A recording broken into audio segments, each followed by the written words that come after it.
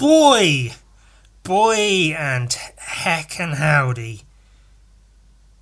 It was a heck of a time at the post office today.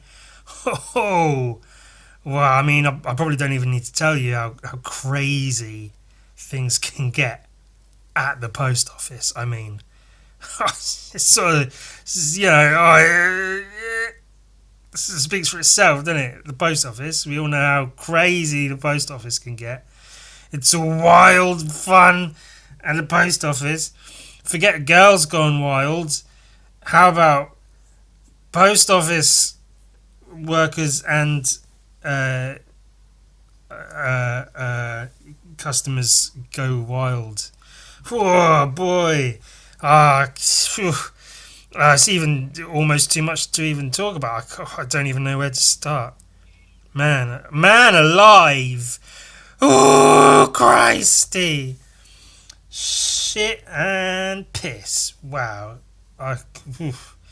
Where to begin? Well, there's a funny thing at the post office, which you can almost you could almost legitimately like place bets on it. Like you could go in a group with people and you could put odds on the different possible outcomes and place bets with money, and you could win money on if it's a particularly busy day and a particularly long queue, because they've only got one window open. Why do they only have one window? I can see there's more people working there. Why is there only one window open? There's clearly a lot of people here. And you take bets on who in the queue of the customers is going to be the first to quit and leave and go early and to just give up and say, oh, fuck this. I'm waiting around too long. I can't be fucking bothered with this shit. I've been there. I've been the person to leave once or twice. These days, I just hang around because it's like I've got nothing else going on. I think it used to be the case that, I go to the post office on like my days off or whatever, so I don't really want to waste my day off fucking around at a goddamn post office. Even though, well, I guess back then, if I had a day job, making money through art wasn't the big thing, so if I took a little while longer to send stuff out, it didn't really matter too much because the money is whatever, and I have my day job, so it's fine. Nowadays, it's a bit more important. So yeah, back then, I'd leave the post office if I was hanging around too long because it's my day off. I don't want to fuck it. Jesus, shut up, Ewan. Point is, nowadays, I'm cool to just hang out at the post office because, like I say, nothing better to do. So I'll wait in a queue for hours. I'll make that my day, my activity today is, okay, we're at the post office today. That's cool. I'll have my headphones. I'll be listening to some music. I very rarely look at my phone in public, usually because it's just full of nudes. My phone itself, if I go to look at pictures, is just fucking nudes and my own penis and whatever else. And if I open up Instagram, it's all that. It's girls in bikinis, it's drawings of nudes, the artists I follow that draw and paint nudes and things. You can't really escape it. So I don't tend to use my phone in public too often for those reasons. But I'm happy to just stand and chill out, listen to music, whatever. And also I don't like people watching because I don't give a shit about people, but when you're watching people just get so virulently angry and frustrated at the post office, it can be pretty amusing.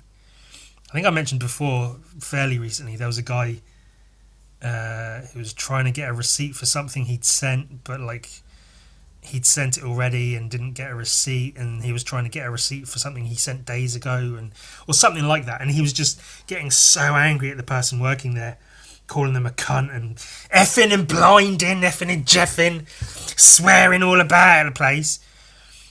And the person that worked there was clearly just like, I I cannot help you. Like, you're trying to get hold of documentation that doesn't exist and can't be gotten hold of. What the fuck is wrong with you? So it was always good fun at the post office. So then today at the post office, I was in the line. I was at the back of the line. There's quite a few people ahead of me. Like I say, I wasn't really bothered. I was chilling. It was all good. But I did, in my head, I was playing, who's going to leave first? Because the queue was clearly getting quite antsy. The people in the queue were clearly unhappy. Because it's busy, especially because it's close to Christmas. So you've got the person at the front of the queue buying 86 first-class stamps for all the postcards or the Christmas cards he's sending out. And then he sits there putting all the stamps on the cards. And it's like, you can take them to somewhere. You've got the stamps. You've paid and gotten your receipt. You can put the stamps on them somewhere else. What the fuck are you doing? He's putting the stamps all on them and then giving them to the guy saying, can you post this, please? Can you post this, please? Christ. So, I mean, in a way, I'm with the group getting angry. But at the same time, I'm like, it's whatever. Also, I may have commented on this sometime in the past. I found this at work. Pretty much any job I've had, which isn't a lot of jobs, but any job I've had, I found this to be the case, I think, where if all the people around me at work are happy and having a good day, it makes me fucking miserable because I'm just that way inclined. But conversely, if everyone around me is miserable, if they're just having shit days, if it's like busy and everyone's overworked and stressed, we're understaffed and whatever, I'm having a whale of a time.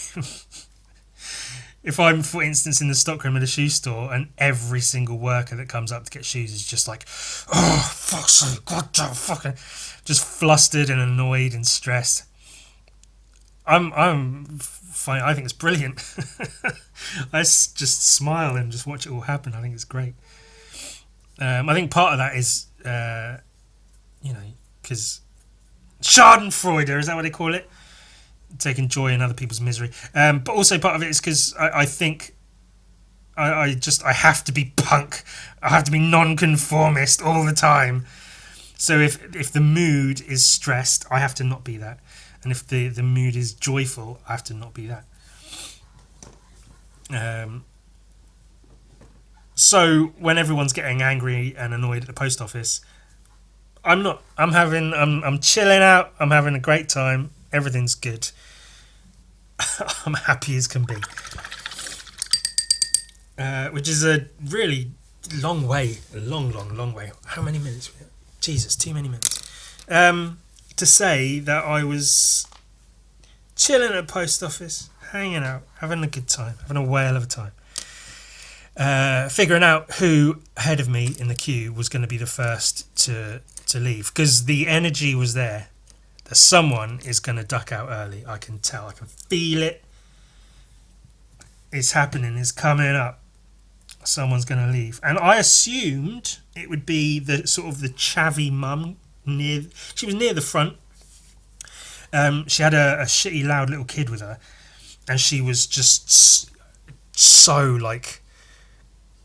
It's funny because everyone who gets angry has to let everyone know that they're angry. They can't just be angry. Because if I'm in a queue and I happen to be in a rush or annoyed that the queue's taken so long, I'll just sort of sit there and stew being angry. But like, I'm not going to... everyone likes to tut and huff and puff. You can't just go, oh, this is annoying. Everyone has to go, oh,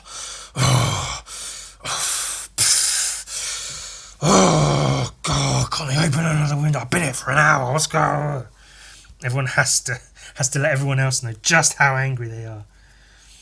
So I thought this chavvy mum who was doing all of that, I thought she'd be the first to go. But then there's a very, very tall old man right behind her. He was the first to go. He left. And again, he couldn't just leave. He couldn't just leave quietly. He has to let everyone know. So I think his like wife or whatever was like next to the queue, but like behind well, on the outside of the barrier. So she was next to him, but like not in the queue. And so he goes, "Oh, let's go." And so he walks down the queue and out to the barrier and joins his wife on the other side. And as he's doing so, loudly proclaims, "Nope, we're leaving. Nope, too long. Can't wait around forever. I've got to go." And it's funny to me that he has to let everybody know. He can't just leave quietly. You can't just go, "Well, it's taking a long time. I'm not hanging around. I'm going to go." And everyone around you will get the point. They'll understand. They'll see you leaving and know, well, yeah, I'm at the post office too, and it's taken a while. So I don't blame you for cutting out early and going. So that's fine. But no, everyone has to know. "Nope, too long. I'm leaving. Everyone must know what I'm doing now. I'm leaving because it's taking too long. The post office is inefficient. They should run it better, and I'm leaving because of how inefficient the post office is." Blah, blah, blah, blah, blah. It's funny. But the adventures didn't stop there, ladies and gentlemen. That was the only guy that left, as it happens. I thought more people might leave, but no, it was just the one very audibly upset old guy who left. But then, so I was I was towards the front of the queue. There was only 2 people ahead of me, and then this woman's rushing around. This woman who's not in the queue, she's outside of the queue, like trying to package shit up to send off. She's rushing. She's asking all the workers at the post office, "Do you have a pen? Do you have a pen?" And I think this is a little bit shitty of the people at the post office to say, "Oh, normally we do, but no, there's no pens around. Sorry." And it's like, you've got 1,000 pens behind the desk. Just grab a fucking pen and lend this woman a pen. Surely, I mean, they have signs up saying they can't give you like sellotape and stuff to wrap up your parcels. You have to do all that yourself. You have to put your own address on and all the rest of it. Which, that's totally fine. But like, they should have fucking pens, really. Just a fucking... I mean, it used to be the case. I think they had the same pens as like the bank, where they have them chained to the little thing with the pen and the slots in the thing. It's with a little chain so you can't steal it. But they don't have those anymore. They just don't have pens. So this woman starts asking the queue, "Does anyone have a pen? Does anyone have a pen?" And then this woman behind me in the queue, she goes, "Oh, I saw a pen on that table over there." And then the woman asking for a pen was like, "Yeah, that's my pen. It doesn't work. That's why I'm asking for a pen." I thought that was quite funny. But then she's asking for a pen, and straight away, as soon as I saw her asking for a pen, I was like, I know I've got about 50 pens in my bag right now. And I've got like a shoulder bag, so I can reach into it nice and easy. My hand was on my bag. Well, my hand's always on my bag, if you know what I mean. I mean my penis. No, well, my testicles. My penis bag. And so this woman asks, "Is anyone got a pen?" And I was like, clack, click, click, clack. My time to shine. So I say, "Hold up there, lady. I got you covered. Don't you fret. I have, it's all good. I'm here to save the day. I'm your saviour for the day is Uncle Ewan. I got you. We got this. Let's go. It's all good." So I unzip my satchel, reach in, and I say, "Oh, I think I've got a few actually." So I pull out, and it's literally like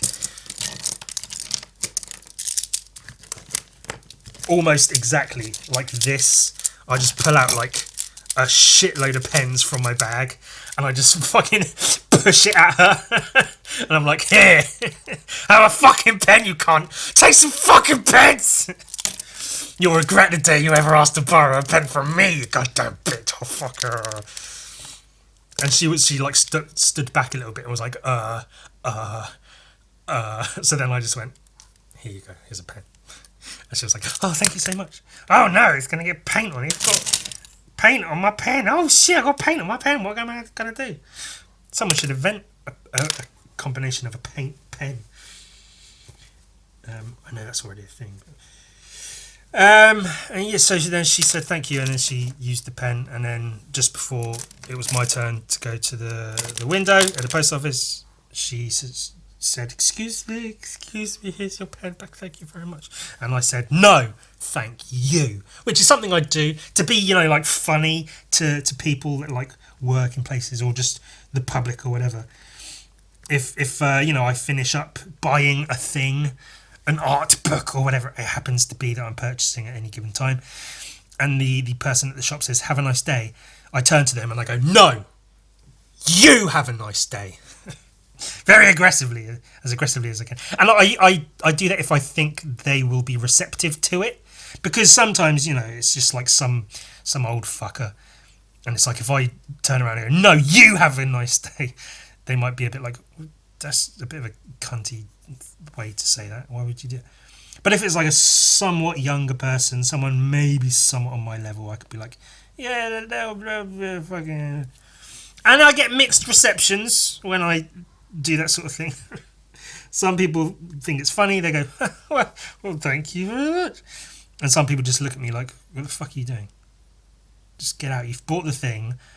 And obviously I've worked in stores, I know you say have a nice day because you're sort of supposed to. You're supposed to be nice to the customers. You don't necessarily mean have a nice day, you're just saying have a nice day, now fuck off. So then if I act like an anus and go, no, you have a nice day, then I know sometimes the person working there's just like, I just fuck off. I was only saying that because I'm supposed to say that.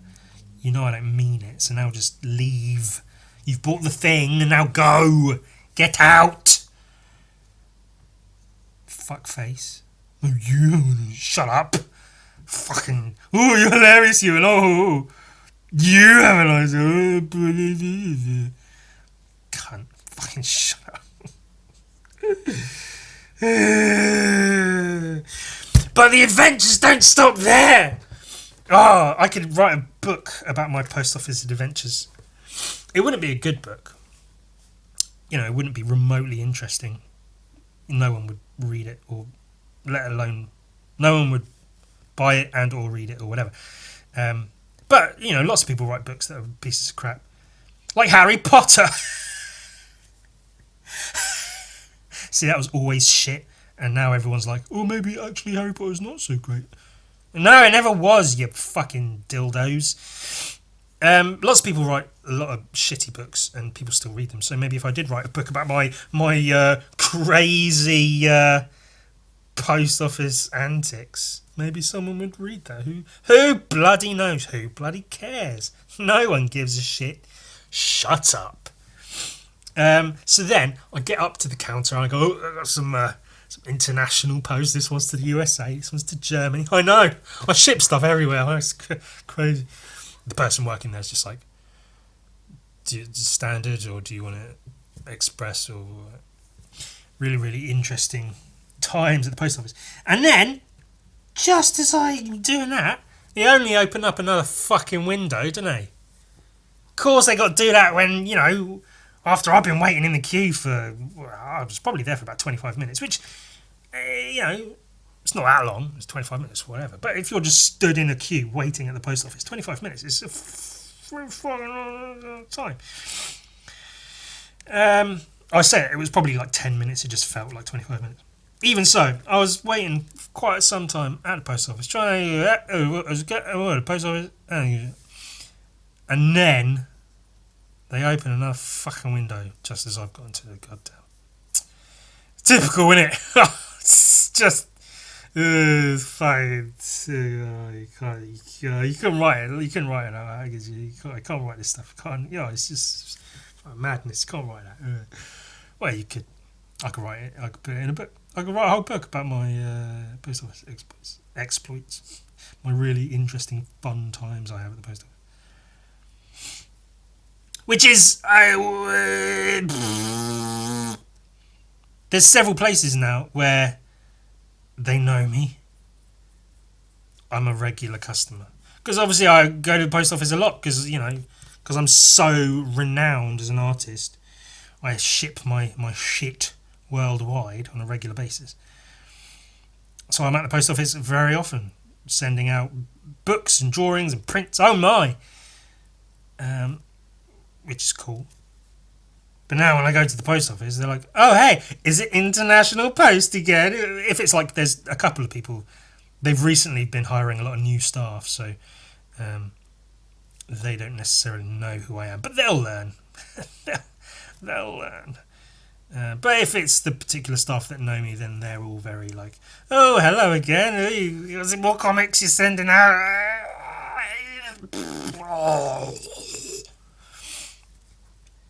And I say, no, shut up. It's none of your business.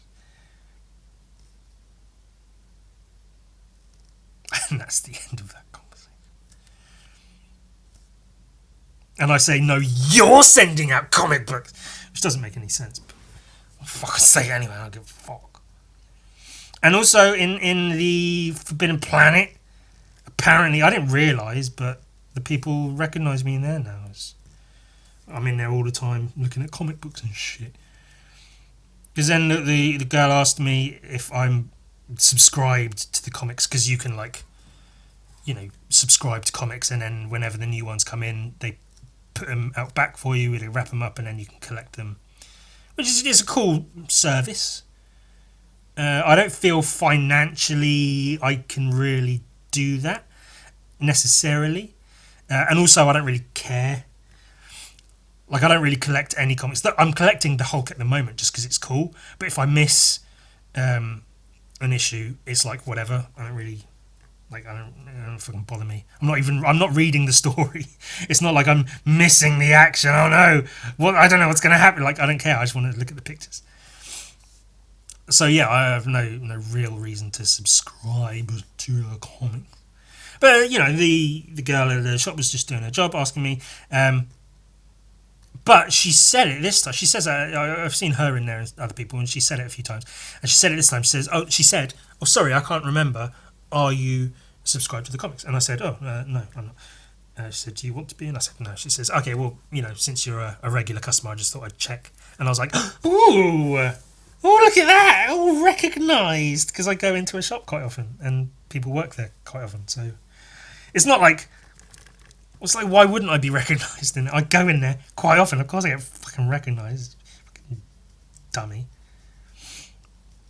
So there's there, Forbidden Planet, the post office, and the print shop, where especially this year, I've been in there quite a few times. I got the Death Fist teaser printed in there, some prints of some paintings, and my zine, and Tetsuo mini print. I got that printed in there, all within a fairly short space of time, all sort of like this half of the year, pretty much. So yeah, you know, they've got like my information on file. They know who I am. When I go in there, they go, oh, this fucking guy again. Because I'm a nuisance. Well, I'm not. Obviously, I'm giving them business. I always wonder, though, for places like that, if I go in there thinking like, oh, I've got another one, guys, get the printing machines ready, thinking like it's like a thing, but then I get like a few copies printed, like maybe 50 to 100 copies of something printed, and I'm thinking like, that's a big deal. But then to them, that might be like, can't this guy print any more? Like, we print mad amounts of stuff for people, and this guy's printing like a handful of things, and it's just a fucking nuisance. I worry about that. I worry that I'm being a nuisance. But then ultimately, I mean, I'm giving them some of my money. Oh, it's better than fucking nothing, isn't it? As teased somewhat last week. Ass teased. Oh, I'll tease your ass. I'll tease your ass with tweezers. I'll tease your ass as I tweeze your ass. I'll tweeze. And tease my teas with my teas while I'm sipping tea. Eating my tea, sipping tea with the tweezers as I tease your ass. Tease, please? Yeah. Not twos, but threes. Easy ease. Ice Cubes and DOCs, a sneak to the DO double Gs, and a group that said, motherfuck the police. Slim Shady, hotter than a set of twin babies in a Mercedes Benz with the windows up when the temp goes up to the mid 80s. Calling men ladies. I bought new comics. This is one of them. Issue 2 of Faceless and Family. Which, as stated previously, looking at issue 1, which I believe issue 1 was a bumper issue of like 2 issues together. So this one's a little bit thinner, but that's okay. But yeah, as stated, looking at the previous issue, But I saw this one on the shelf very soon after getting the first one, so I figured, why bloody not? There were a couple of other items that I liked as well. So, and it was nice to have like a few items that I quite like. Get out of here, Walter. What are you doing? I figured, it's worth picking up and looking through. And I can't really say much more that I haven't already said, which, if you hadn't watched the previous one, then balls, I guess I'll say. I really liked the way Matt Lesniewski draws, but I'm not too keen on how his drawings look as finished pieces. I'm not that keen on his anatomy and his sort of shapes and styles necessarily. There's every now and again there'll be something that I'm like this is really interesting. And especially to have this in a comic book, this is really odd, like comic book artwork. These pipes and stuff, and that's a really nice, like actually, like a panel transition. Like they're going underground, I guess. Yeah. Oh, that's kind of cool. Into a house, through an oven, underground, through all these pipes and stuff. And so that's like a really cool transition. It's almost difficult to make out what's happening because everything's so odd and bulky and wobbly. So there's Faceless here and another guy climbing over and under and through these pipes, going across the page between panels. That's quite a cool transition. And I like some of the shapes and hatching. The way he like uses loads and loads of different forms of hatching to differentiate textures and stuff is really... Fuck that is. It's playing with your mum's tits. They're all over the place. What's she doing? She's got 18 of them. I don't know which one to grab. Yeah, like this. I don't like the shape of these feet. Some of the angles and like the anatomy choices he makes are not pleasing to my eyes. It's a very particular personal thing. But I just look at this and go, I don't like it. I don't like it. It's like wearing a jumper that's like it's all right, but it's not that comfortable. It clings just a little bit, just in the wrong places. Maybe I could do with losing some weight and it would fit better. But like it's an all right jumper. I'm not mad at it. It keeps me warm and it's not uncomfortable. It just could be more comfortable. And that's sort of the feeling I get looking at these drawings. But I really appreciate like the stitching on the hoodie. It's really, really nice stitching around the cuffs and stuff, which would be, I don't know, the hatching and the way he puts it together is something I very much appreciate. And I really do appreciate that it is very, very different from like most shit, especially in Forbidden Planet. I go on and on and on and on about all the boring standard garbage they have on the shelves there, because it's almost all like Marvel and DC with some Image and some other stuff in there, and then every now and again something like this pops up and it's refreshing to see, and because it's well drawn. Just because I don't necessarily like a lot of the drawings, I can appreciate that they are well drawn. This is a really nice crowd scene as well. The amount of detail is impressive. It's not always easy to do, and I like that he's a little bit of shading here and there, but for the most part just the outlines of the people, and then bold parts to like fill in the characters. I appreciate that. I think it's good. And like this guy's got a fan on his back. This person's holding a sign saying "snake for sale," and she's holding a box. That guy's got a dinosaur head, like a head hoodies and luggage. And that's, when I draw a crowd scene, I just go person. They all look like just,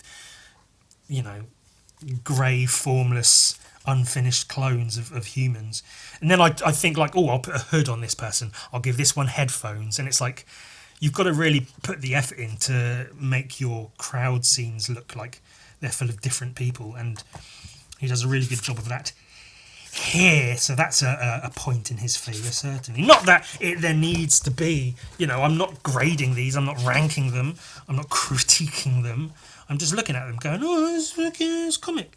And I commented before, and I like the chunkiness of the sleeves and the way he uses hatching to imply the creases and crevasses of them, rather than like, outlines and stuff. It's really, really nice. I like. Yeah, that's a comfortable sweater to me.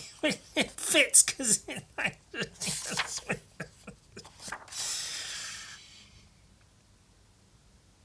For instance, I know it's just part of his character, this faceless character who wears this pipe as a mask or whatever. The shape of it is really unpleasing to me. I mean, it's part of the design, and it's what it is. It's not bad. It's not good. It just is. It just is. It is what it is. But it doesn't squeeze the pleasant juices out of my eye fruits, which is a term.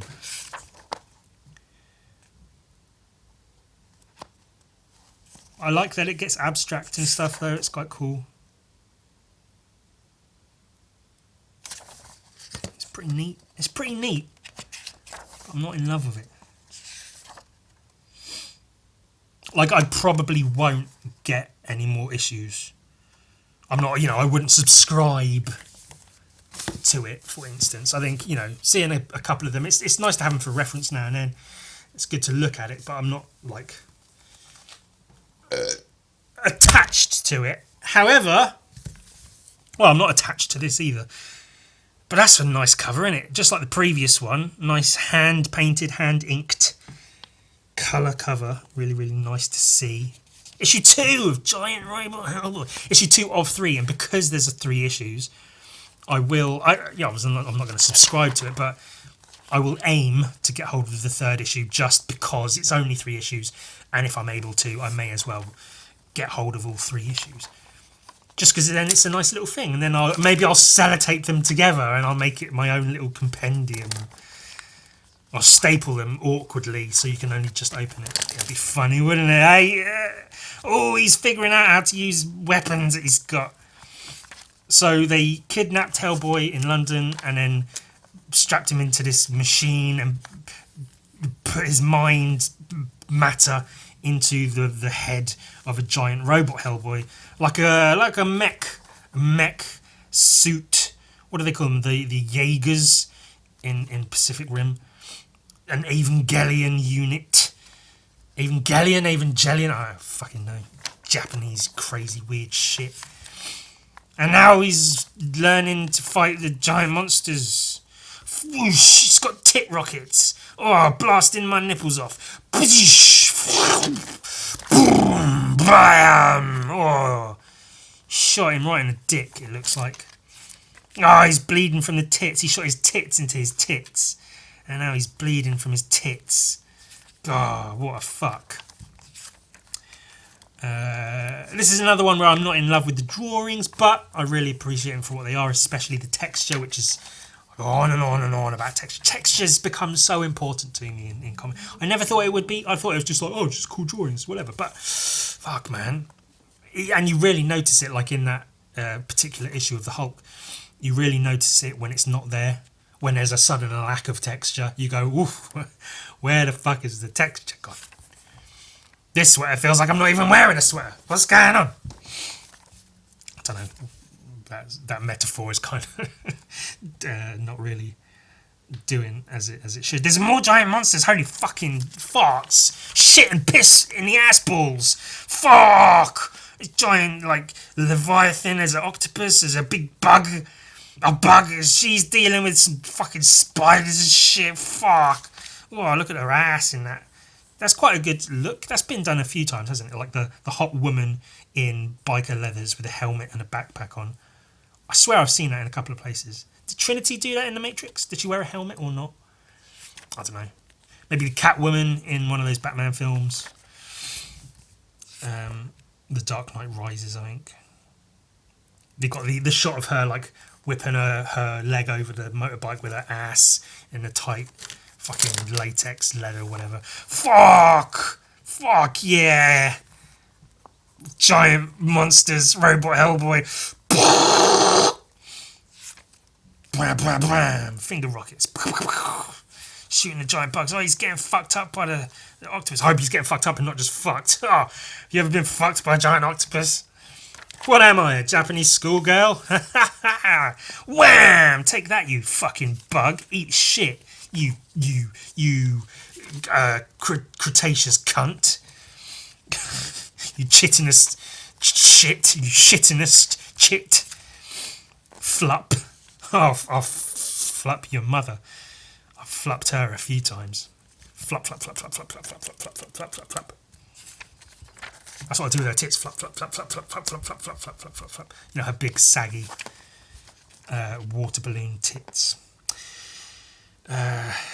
Wow! Oh, he's gone. He's broken loose from the machine. The real live Hellboy's broken loose, and he's gone crazy. Oh my god, what's going on? Krang, Krang, Krang. Isn't that the guy from Teenage Mutant Ninja Turtles? Oh, he's got an arm off. That's Shaun of the Dead. He's got an arm off. When he comes into the house, he's got an arm. Did you see his head go? Oh, fuck, what's going on? Look. Oh, shit. Whoa. The monitors. If Hellboy's disconnected, then who's running your robot?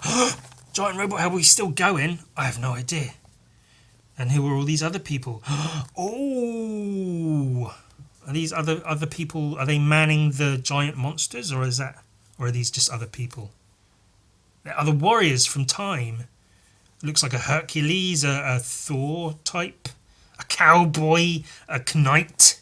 Oh, that's a Thor, but he's got like Thor's hammer, but he's not Thor, but he's Thor with Thor's hammer, and he's got Thor's hammer, but he's not Thor, but he's Thor with Thor's hammer. He's got Thor's hammer, but he doesn't look like Thor, but he might be a different kind of Thor, but that is like the more traditional Thor with Thor's hammer. A fucking vampire. Fuck, that's pretty cool, and in a bunch of adverts and shit. And I have this one, which... Now this... I saw that on the... There was... they've got a shelf in like the middle area bit in the shop, and it's new releases. And this was on like the bottom of that shelf in a corner, but it stood out to me right away. Because look at it. Fucking Warrior Man, Conan, Warrior Man. I'll pay you to have sex with my gran. Do. I don't know why I should do that. And because I'm going to film it and sell it for money on the internet. Old lady porn. There's a lot of call for that. I like is Bloodrick, and he puts it like a subtitle for the title, Bloodrick. I almost feel like I should do that with my early Gun Viking because the text is kind of shit. Which is why I redid it for later issues. Issue 1 of Bloodrick. This was out of nowhere. I had a little flip through it, and I was like, oh, fucking... Kind of like that. Oh, that's quite a cool drawing in and of itself. Warrior Man. And like, I don't know, snow and shit. I like the colours. The colours are really nice. Big, bold, red front cover for your first issue. That's a very, very good idea. Eye-catching, and there's some shit about... I did read through this just because I was intrigued. The guy who made it, talking about like, oh, I've been writing it for years and years and never released it, but then I finally released it, and thank you for all the support. Yeah, cool. Shut up. Let me look at the drawings in your comic. It does look really cool though. I like these shots. These drawings are really nice. Cruncher through the snow. That's really cool. The colours are really nice as well. Because I think the natural sort of thing to go to is like blues for snow. But because he's got the red sky and then like purpley, orangey colours in the snow and the trees, it's really nice. It's very nice. And like fallen trees in the snow that he's stepping over in the... That's a nice detail. Like he didn't have to put that in there, but he put that in there. That's nice. These are nice like forest shots. So that's a nice, really nice scene of just the guy walking through the woods in the snow. I like that. I like that a lot. bit more grey. I don't know if maybe this is like a flashback or something. I don't know. Pretty cool though. That's a nice little, almost like a camera film negative shot sort of thing. I like when people do this sort of thing, and I've done it a few times, sometimes intentionally, sometimes not, where I think maybe the tendency is you've got this much page, so fill the page with art. But I like it when they don't, when they just, they have a particular image that they want to put on a page, and it doesn't take up the exact dimensions, and it doesn't need to. Like, you're allowed to have space that isn't, constantly have shit going on in it. Quiet, vacant space. I like that. I like having square pictures on rectangle pages. To have some fuckers. I put some of that in Zach Ridley, and not always just because I didn't know what I was doing with regards to format sizes and stuff. Sometimes it was that case, but sometimes it was. There's a fucking bird, holy shit. Something killed the trees. Whoa. That's nice, that's really, really nice. Another nice sort of panel scene transition. The bird's eye view, it's quite a difficult one to do. A nice little like squiggly little man. And then the whoosh, really nice line work in the clouds and shit, and then him behind. And he thwomps down into the snow. He's going to make a snow angel, isn't he? I am Blood Rick. Is it like Blood Rick? Like his name's Rick and his family's full of blood, so it's like Blood Rick? Or is it like Blood Drick? Blue Drick? Speaking nonsense. King of the Woods! Oh, he's imagining himself as King of the Woods. All the woodland creatures. All with arrows in them. A raccoon's pretty funny, holding it by its tail. These birds on his hips with arrows through them. The deer just chilling. Oh, and I guess he's imagining a lot. I don't know. There was something about his growling stomach, so I guess he's just travelling and he's fucking hungry. And imagining himself dying here amongst all the bones or something. I don't know. Maybe I should fucking read the thing. I think we all know that's not going to... That's a really, really nice page. Is that like a snowstorm or a bluster of wind covering him and everything in snow, so it's becoming a whiteout? It's nice the way it fades out as the snow rushes in or something. It's a really nice effect. And I like that you can see it's clearly drawn. It's not like he drew it and then used a digital fade effect, which I've seen people do that sort of thing, which is, it's fine. Or like a blur or something, like a digital blur for like to get the shift in depth of field or whatever. But it's cool because you can see these are just ink lines, and he's used less ink lines to give the appearance of a fade. That's really, really good to see. I like that. I appreciate that a lot. Snert. That's another one of those panels. That's good. A little insert panel. Whip. Thwock. Ha! He got a fucking deer. Fuck yeah. Oh, is he telling the story of Blood? Is he Bloodrick as an old man telling the story of a younger version of himself? Maybe I'll know if I fucking read it. Jesus. He got the deer. He cut the deer open. He's eating his guts. It's pretty fucking gnarly, isn't it? Oh, shit. Fuck,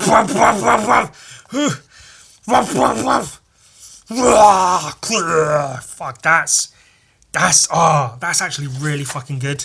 Like, he just shot a deer. He's cutting it up. He's chilling. He was hungry, and now he's got food, and he's like, cool. And then, you can see the bear there. That's pretty neat. He doesn't see it, but then he hears the whomp, whomp, whomp, whomp, whomp coming up behind him. Turns around. Whoosh, big panel from behind the bear running in towards him. Him in shock, and then close up of that bear's face. Really nice, like, shape of the mouth with the eyes and the snorting. The breath, the shapes of like the breath escaping are really, really nice, like puffs of smoke coming out. I'm in two minds about his use of like this vertical line shading he's got throughout. Like, it's effective and it works for his drawing. It's not something I'd do. And maybe that's a good thing. It does look quite different though, and I appreciate that. It does give it like a a feeling of almost being like an older kind of illustration as opposed to a newer drawing or something. And then these are two really, well, I say it looks like two panels, but like a good page of the mass of the bear. Doesn't even have body parts, it's just bear leaping at him. Really good shapes of his body and stuff. And then the bear's claw, I guess that's from his point of view, his hands out as he sees this bear claw clearly about to fuck him up. And slashing down, Jesus. That's fucking gnarly. Oh, and that's like the bear's mouth, and there's him screaming in the bear's mouth with the scratch of the claws. And then, again, it's hard to even see what the fuck's going on. His arms and the bear's mouth and claws, the deer's carcass, guts. That's really fucking nice. And then him just fucking slashed. And then a little bit of issue 2, is it?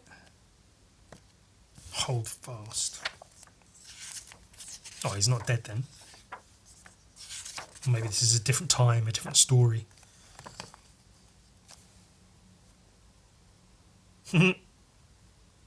That's kind of cool. I assume this is him.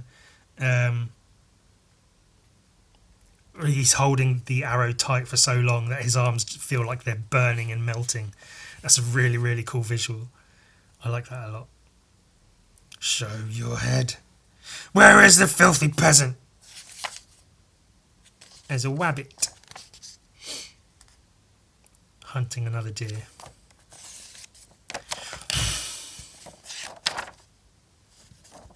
It's cool shit. It's really, really cool shit. That bear, the bear scene, that's really, really cool.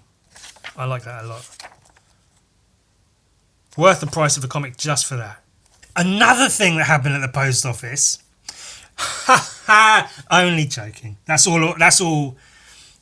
I didn't intend for my post office bit to go on for as long as it did. So, apologies for that. I did fucking drag it out, didn't I? What the fuck are you doing, Ewan? What are you painting today? It's nice to see a painting on the podcast, isn't it?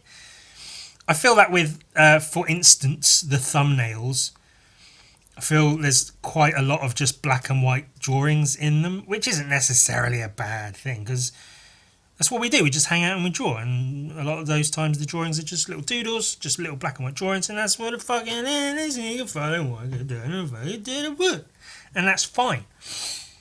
But it is nice to get a little pop of colour every now and again. And if that's from a painting, then that's even painting. This is someone called Martial Law, by all accounts.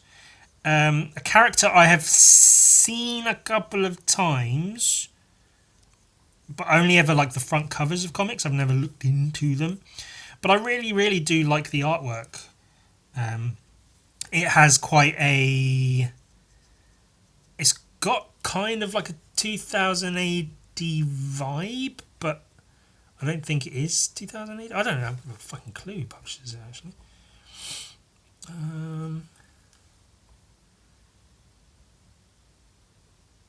No, I don't know. I have zero knowledge on martial law. No, I don't know nothing about him, the character, the comic, any of the goings on.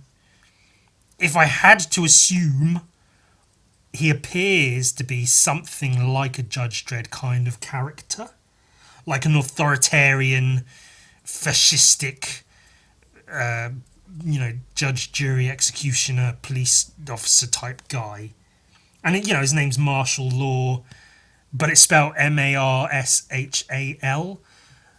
like the name Marshall, as opposed to Martial, like the actual thing of martial law, which is where the army takes over instead of the police, or something like that, I think. I don't know what I'm talking about. Don't listen to me ever about anything. But that's completely based off of like the artwork. and you know, the look of the character, the costume and such, as he has that kind of vibe about him. And his uniform looks vaguely Nazi-ish, and often he's depicted in front of like the American flag, or the flag of the United States of America rather.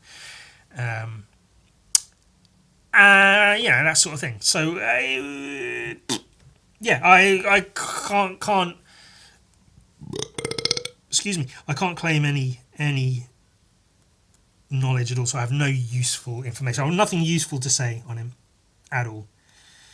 But someone commissioned me to do a little painting of him, so that's what I'll fucking do. And where is his do? Oh, shit, I'm mixing my red into my blue. Damn it. It was not intentional at all. I was just trying to make it a bit darker, so I'm painting a bit on the arm. Yeah, I like the look of the character, and he does have, you know, what's the Last American, that Mick McMahon comic that I've looked at a couple of times. It has vibes of that, of like, you know, guy, guns, depending on which, some of his costumes he has no sleeves, some of them he has one sleeve. I've done one of the ones with one sleeve.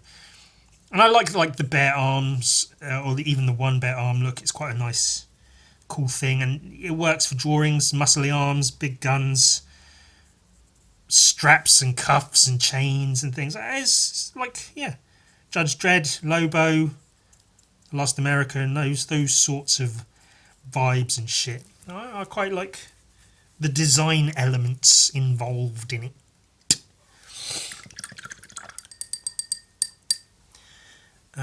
But that's all. I can't say much more than that, because I don't know anything. I don't know anything about anything.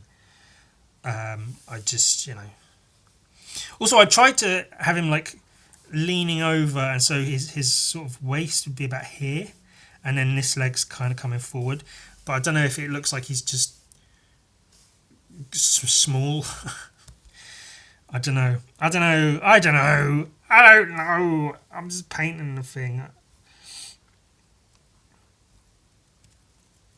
I think because you know, no shade to the person that commissioned this. They've gotten quite a few other like commissions from me of like smaller paintings of certain characters. You'd have seen some of them on my Instagram and so. And it's quite cool that like they want to add this to their collection, and yeah, of course, absolutely, more than happy to oblige in that.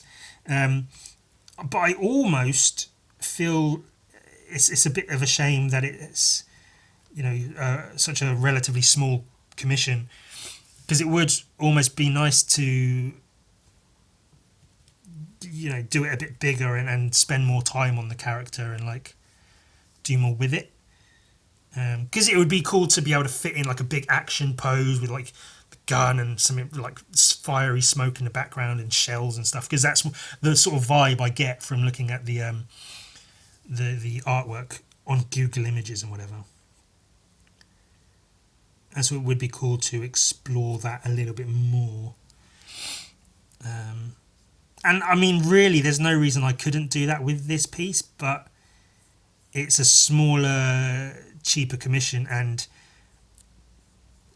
as much as I want to, I really almost physically, literally cannot afford to spend too long on, you know, the smaller, somewhat cheaper commissions. Sometimes I will go a little bit above and beyond if it's something I'm particularly keen on. You know, I'll put in a little bit more effort here and there. But sometimes I just can't, you know, with time and other commissions and stuff I have to do. I have to sort of like, I've got to have my limits. Plus, as this is, you know, the first time I'm ever doing anything with this character, I think this is quite a cool little, just a little starting point, and then maybe I can do more with the character at a later date. Maybe on my own, I can just sort of draw him in my sketchbook a bit. maybe a painting or two in the sketchbook, experiment a little bit here and there. Could be fun. We'll see how that goes, I guess.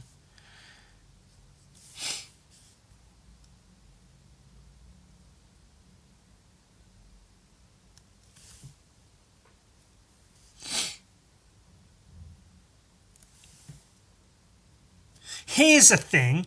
I mentioned, I can't remember where or when I mentioned it, but I did mention I had an idea to do, to possibly do like a 12-hour podcast episode.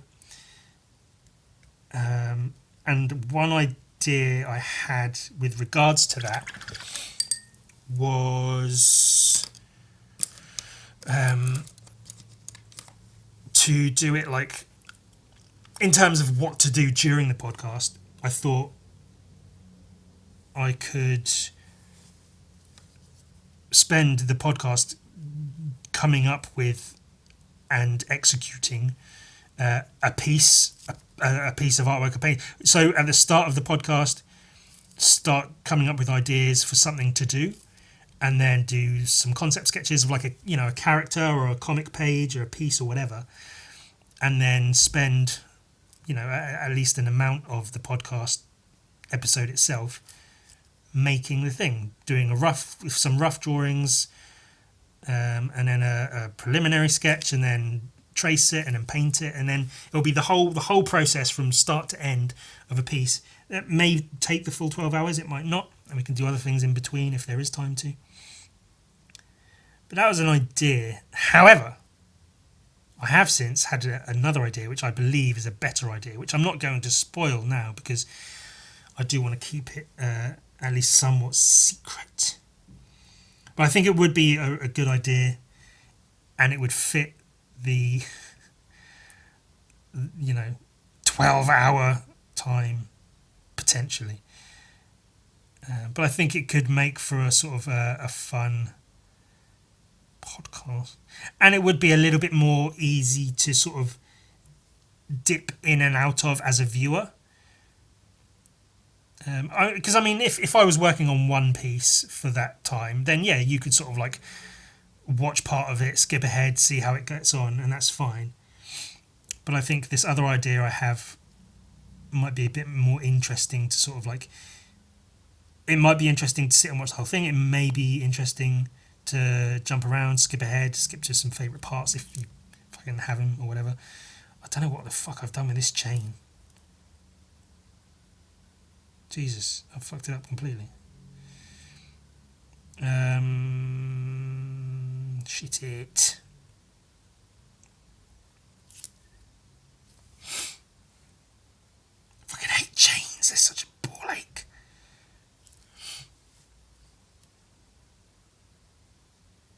But yeah, I've before I was like, oh, 12-hour podcast, that has a funny idea. Imagine that. But now, and I've had some more time to think about it, and I've come up with some at least one, if not more than one, sort of idea/ideas. I think it could actually be kind of cool, like outside of just being a 12-hour podcast. Like it could be something that's actually sort of somewhat fun and interesting, maybe. And I did think, because the episode numbers are getting up there. We're on 230 something at the moment, I think. Maybe I could do it for the 250th episode. It could be kind of cool. Could not be. Could be. But yeah, the 250th episode extravaganza, 12-hour special. And as I think I'd mentioned before, I'd probably do it in 4 segments, like record it in 4 segments. I would legitimately try to do it all on the same day at least. But like my phone will only be able to record so much, and then I'd have to like make sure my phone's charged and empty and ready to re-record. So I would need to take a couple of breaks because I don't have a full like recording setup thing, so I'd have to sort of work around certain aspects and whatever. But I think I could make it work, and then record it as you're watching it. You'd be like a 3-hour segment and then an intermission. And as you're watching it, the intermission could be no time at all, and you could skip the intermission and go straight to the next bit. But in terms of recording it, it would be like part 1 and then an intermission, part 2, part 3, and part 4. I figure, 4 parts across 12 hours, 3-hour segments, that works out pretty okay, doesn't it? That maths out all right, I think.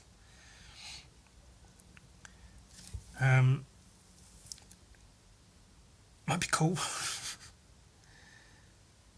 Might be one of those things that I get like halfway through and I'm just like, what am I doing?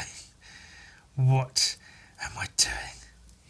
There are times where I struggle to come up with shit to say when I'm doing a regular 1-hour podcast. Do I really think I can manage 12 hours? I guess that's part of the thing, isn't it? It's the challenge of it all. Can I do it? I think I said before as well, I managed a 24-hour comic, though I wasn't trying to talk the entire time I was doing it. So it is quite a bit different. But, it's a challenge. It's drawing based. I think I'm up to it. Might be a bit more than drawing. Oh, these ideas I've got. You never know. I should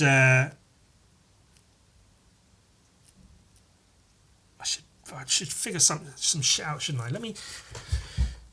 I guess it shouldn't take too long.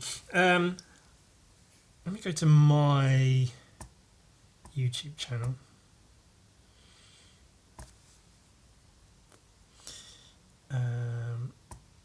What's the current podcast episode that's up is 231 as of recording this. So this one that you're watching now will be 233, which means 17 ahead of that.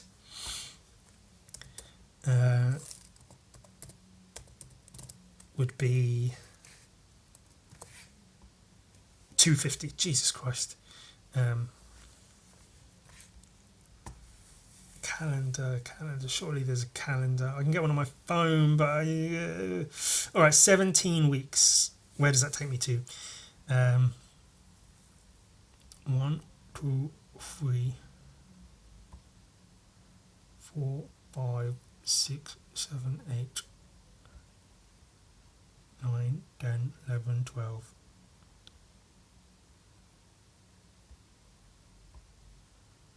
13, 14, 15, 16, 17. April. That takes me roughly to mid-April. That's quite a while away. I thought it was closer than that, actually. That's a few months away. But I think that's fair, isn't it? So like mid-April, that gives me plenty of time to prepare. I can start taking notes of like shit I can talk about or whatever. Start doing that now, and then by the time I have to actually sit down and record a 12-hour podcast, I might have something to talk about. Or I could just talk about the fucking post office for the whole time. I'm sure everyone will love that. It'll be fun and exciting. I'm sure that was really enjoyable for the first chunk of this episode. Oh wow, you did 20 plus minutes all about the fucking post. Yeah, Ewan, sometimes queues are really annoying to be a part of. Sure, go with that. Jesus. Let me get his arm in. Let me get more red, because I think I'm going to do the background. I think I'm going to do the red and white stripy stripe, like a flag, like the American flag in the background, like some wavy kind of thing.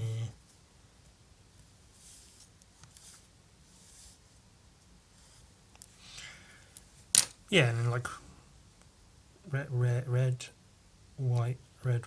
Yeah, you get the idea. You get a fucking idea, don't you? For now, let's just see if we can get his geezer's arm painted.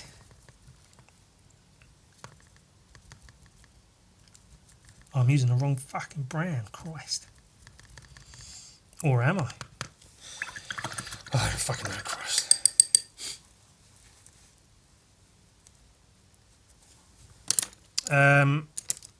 So that's the plan. 250th podcast episode.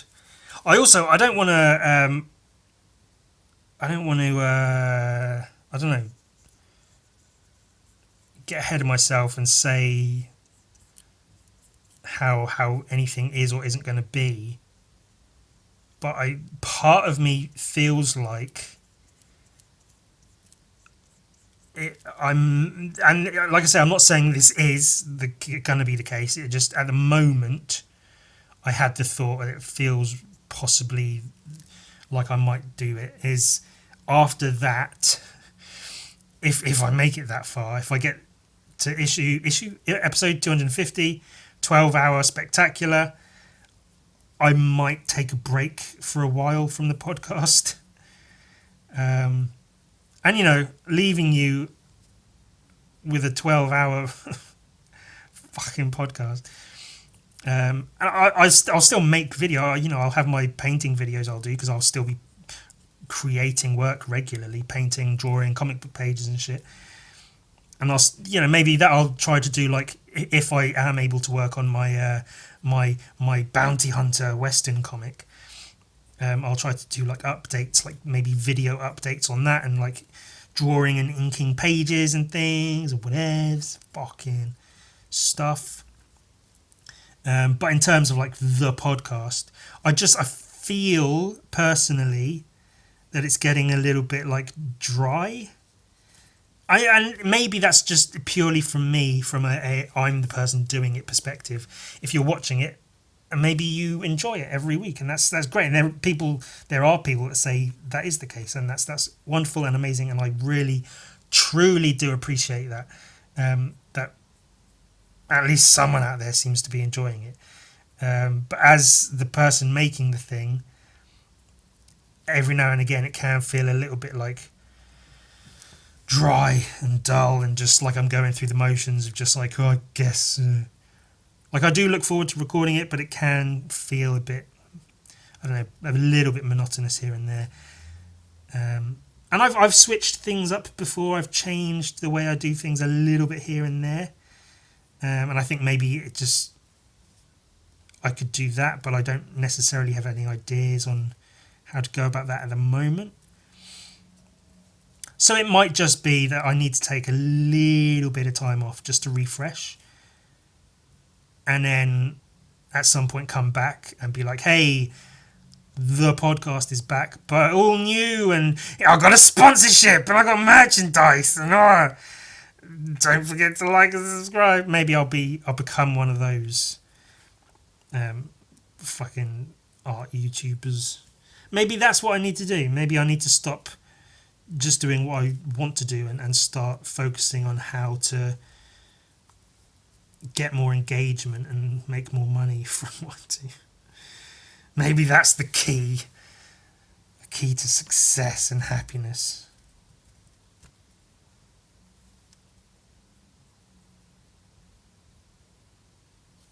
But probably fucking not.